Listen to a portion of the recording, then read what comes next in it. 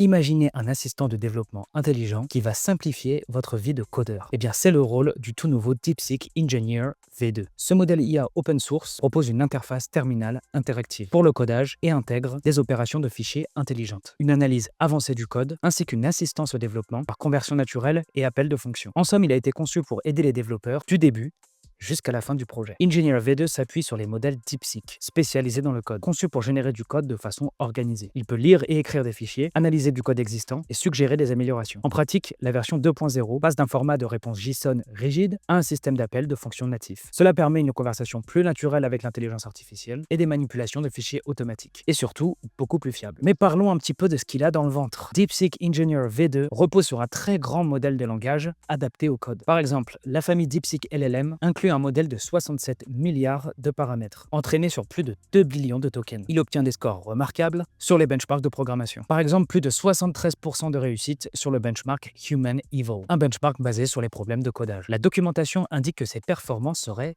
exceptionnelles et se rapproche donc de celles des meilleurs modèles commerciaux du marché. Ce modèle a été formé avec des projets de code complets, ce qui va lui permettre de générer un projet en entier, fichier par fichier. Le modèle DeepSeek Coder va utiliser de très longues séquences de contexte et des tâches de remplissage de code avancées. Concrètement, l'IA peut proposer l'architecture d'un nouveau projet, dossier, fichier, puis remplir chaque fichier avec le code initial, tout en maintenant la cohérence globale du projet. En pratique, l'IA décompose la requête comme un développeur le ferait, étape par étape. Par exemple, si vous décrivez un besoin complexe, comme créer une application de gestion de tâches, l'IA peut d'abord définir la structure du projet, interface, base de données, etc. Puis écrire le code de chaque partie en expliquant ses choix. Ce raisonnement étape par étape, appelé chaîne de réflexion, assure une cohérence et une clarté du résultat final. Vous allez me dire, ok Alan, c'est génial tout ça, mais nous on veut y accéder, comment on fait? Eh bien la bonne nouvelle, c'est que DeepSeek Engineer V2 est non seulement gratuit, mais aussi open source. Il est disponible sur GitHub et je vous montre comment l'installer juste après. Avant ça, parlons un peu des cas d'usage concrets. Eh bien, Engineer V2 va apporter une véritable aide aux développeurs pour générer du code de base, expliquer des portions complexes, suggérer des optimisations ou créer des tests automatisés. Il peut aussi être utilisé en entreprise, prototyper rapidement des outils par exemple, automatiser des tâches répétitives, documenter des systèmes ou encore assister les équipes pour la revue de code, génération de documentation, etc. Mais il va être aussi très utile pour l'éducation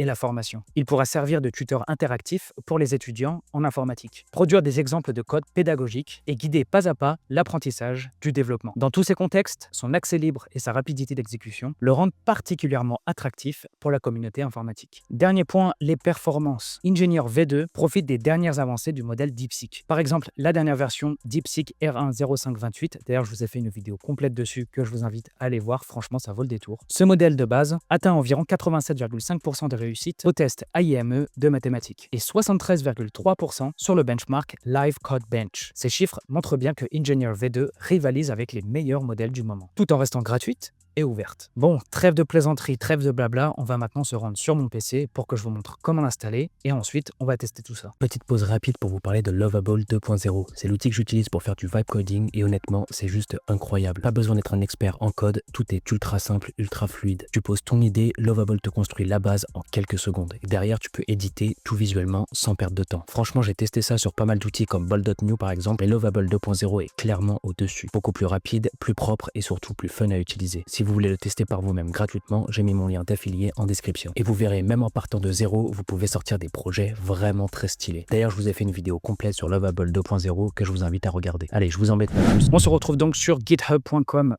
plus précisément sur la page de Dorian Darko DeepSeek Engineer. De toute façon, je vous mettrai le lien en description pour que vous puissiez le trouver très facilement. Une fois que vous êtes dessus, vous allez descendre un peu plus bas et vous allez voir que vous avez toutes les instructions pour procéder à l'installation. Le truc, c'est que moi, je trouve ça assez complexe au premier abord. Il y a plein d'informations, surtout c'est en anglais. Alors, ce que j'ai fait, c'est que je l'ai copié-collé, je l'ai mis dans ChatGPT et je lui ai demandé de me simplifier un peu tout ça et surtout de me le faire en français.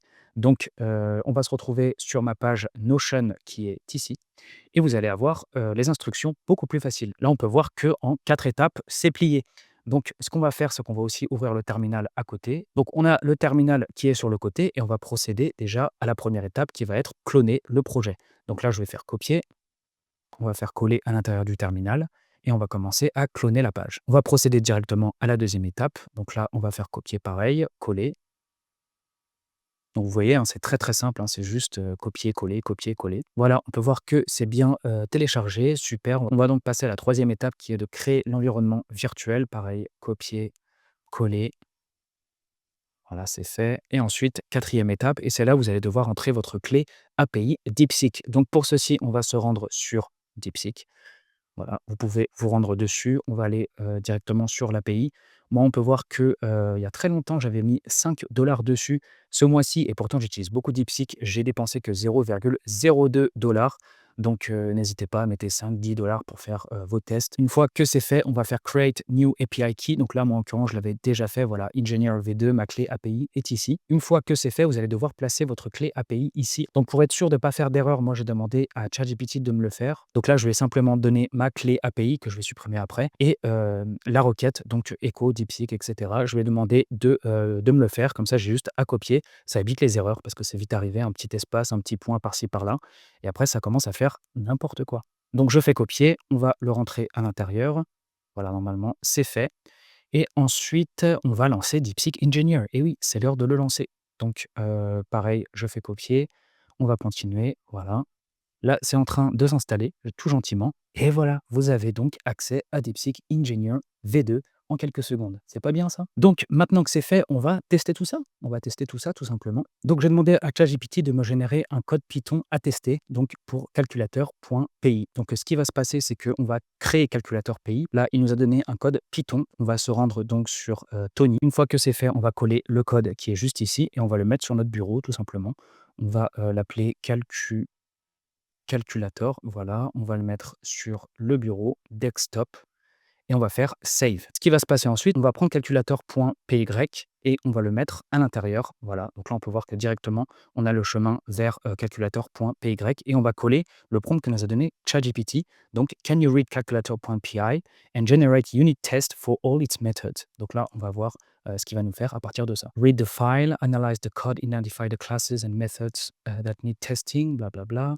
Là, c'est déjà en exécution. This class has four methods, add, subtract, multiply and divide. Donc, il a bien compris la nature du code. Déjà, c'est une excellente chose. Et on peut voir que le test calculator.py a automatiquement été généré sur mon bureau. Donc, on va l'ouvrir directement avec Tony, pareil. Et voilà. Donc là, on a tous les tests qui ont été réalisés. Donc là, on va faire copier. Voilà, je vais faire tout sélectionner. Je vais le donner à ChatGPT. Et on va lui dire, voici la réponse de DeepSeek Engineer V2. Qu'est-ce que tu en penses? La réponse générée par DeepSeek Engineer V2 est excellente. C'est une version très réaliste, professionnelle et bien structurée de tests unitaires. Voici une analyse détaillée. Chaque méthode add, subtract, etc. a plusieurs cas bien identifiés. Nombre positif, nombre négatif, cas mixte, etc. Un cas d'erreur qui a été testé intelligemment, vérifie que l'erreur est bien levée, etc. Bonne lisibilité. En résumé, on a couverture des cas, structure unitest, gestion des erreurs, lisibilité et pédagogie. Et il paraîtrait qu'il y aurait une petite erreur de frappe sur calculator. Donc du coup, à quoi est-ce que ça a servi tout ça? Déjà, vérifier que le code fonctionne. Les tests confirment que chaque méthode add, subtract, multiply, divide donne bien le bon résultat, ce qui est très important. Si tu as fait une erreur dans ton code, les tests vont te le dire automatiquement. Si tu modifies Calculator dans une semaine, tu pourras le relancer avec les tests. Tu peux aussi te protéger contre les bugs futurs, travailler de façon plus professionnelle en gagnant du temps, en évitant les erreurs humaines, et tu pourras aussi prouver plus facilement aux autres que ton code est fiable. Et surtout, tu n'as rien à faire par toi-même, c'est DeepSeek Engineer V2 qui s'occupe de tout. Si tu n'avais pas utilisé DeepSeek, tu aurais dû réfléchir à tous les cas à tester, écrire tout le code Unitest à la main et le tester à chaque fois tout seul. C'est donc un gain de temps incroyable. Voilà les amis, c'est la fin de la vidéo. J'espère que vous avez apprécié. En tout cas pour moi, c'était un véritable plaisir de vous la faire. On se retrouve très très vite pour une nouvelle vidéo. Je vous fais des gros bisous. À bientôt.